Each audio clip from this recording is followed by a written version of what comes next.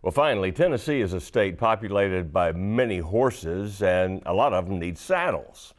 That's why their riders turn to the talents of Kelly Collom, who's mastered the time-honored craft of saddle making. Well, so far, according to Teresa Bush, it's been a pretty good ride.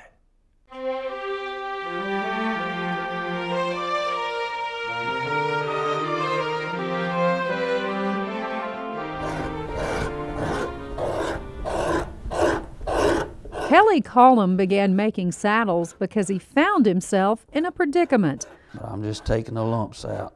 The saddle he was using to train horses, which was made back in the 1920s, needed repairing. Well, that saddle got to where I was afraid if a horse bucked with it, it was going to come off.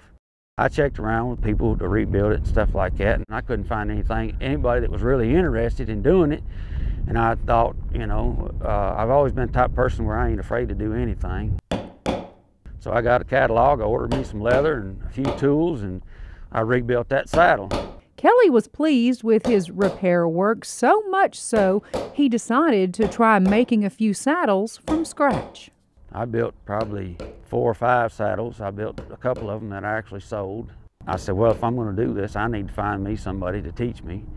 And I found a 45-year veteran in Loveland, Colorado by the name of Dusty Johnson.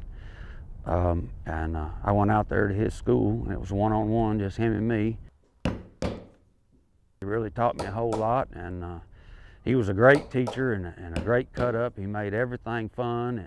One of the things I learned from Dusty was the shape of a proper seat in a saddle, and the shape of a proper seat in a saddle is designed around the human anatomy.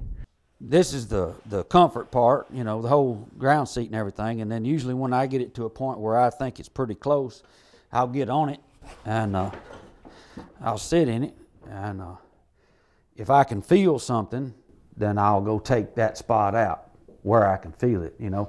Sometimes it'll be too high in the middle and I'll feel it in the middle, and sometimes it'll be too wide and I'll feel it right in my butt bones. And then I get out, that way I can maintain that curve, because that curve is where all the comfort comes from. They are the type of saddle you can ride all day long without getting sore. If I want a saddle that you can buy, you can ride it the rest of your life, and you can give it to your child when you're done, and they can give it to their child when they're done. With that much passion for saddle making, you'd think Kelly had been doing this all his life, but he hasn't. In fact, he didn't even own a horse until his late 20s, and he didn't begin making saddles until 2003. It's all right. You're all right. Long before he made saddles, Kelly was a farrier, a person who shoes horses. He did that for more than 17 years. I got hurt a couple times. I had a nail pulled in through my arm, cost me 7 days with an IV in it. I've had numerous toes broke and smashed my finger on a daily basis. Got kicked several times, and you know, luckily I didn't get hurt too bad when I got kicked. But made a lot of good friends, met a lot of good people, and it was really good. But it got to be too much for me. These days, the only horses Kelly shoes are his own and those of a few very close friends. Most of the time, you'll find Kelly indoors, making one-of-a-kind saddles in his workshop. It's located on his 45-acre farm in Wilson County. Where'd you go? I know you're in there. This is probably the 5th year I've been building the saddles, and this year is, I'm hoping to be my kind of takeoff year, because I'm going to start traveling to some of the larger horse shows and getting a booth and setting up my wares and really getting my name out there in front of these people that, you know, really have these big, nice show horses. Kelly works alone, and when he's not chatting with his fellow horse lovers, he's listening to books on tape.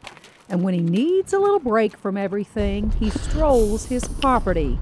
It's been a bumpy ride to get where he is today, but Kelly says he wouldn't have it any other way. I would go through everything I went through to get here, to be here. I don't know that I could be any happier. You know, I do what I love. I'm around my horses all the time. I work out in the sunshine if I want to. You know, I'm out here in the country every day. It's peaceful, it's quiet. I'd be hard-pressed to not say that I'm blessed when it comes to what I do and where I do it and things like that. And there's been a lot of times in my life when I didn't have a lot of good days, but nowadays they're pretty regular.